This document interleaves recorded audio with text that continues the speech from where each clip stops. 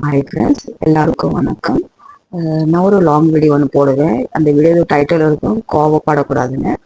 நம்ம இது நான் சொல்றது ரொம்ப உங்களுக்கு காமெடியாக இருக்கும். ஆனால் இது நம்ம நினச்சி பார்த்தா ரொம்ப என்னது நம்ம தப்பு பண்ணுறோம். கோவம் பண்ணணும் தான், இல்லை இல்லை, அது சின்ன சின்ன விஷயத்துக்கெல்லாம் கோவப்பட்டு நம்ம பெரிய பெரிய ஆப்பர்ச்சுனிட்டி நம்ம மிஸ் பண்ணுறோம்.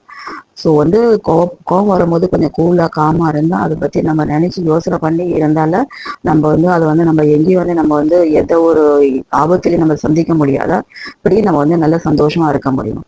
ஏன்னா நிறைய பேர் கோபத்துல போய் உடம்புக்கு எடுத்துக்கிறாங்க, தூக்கம் வர மாட்டுது, சாப்பிட மாட்டாங்க, அடுத்தவங்க மேல ஒரு மாதிரி ஒரு ஒரு சலசலப்பு வந்திருக்கும். சில பேர் கோபத்துல நிறைய பணத்தை யூஸ் பண்ணி வேஸ்ட் பண்றாங்க. என்னன்னா பணத்தை அனாவசியமா போய் செலவு பண்ணுவாங்க. தேவையில்லாத விஷயத்த, தேவையில்லாத பொருளெல்லாம் போய் வாங்கி போடுவாங்க.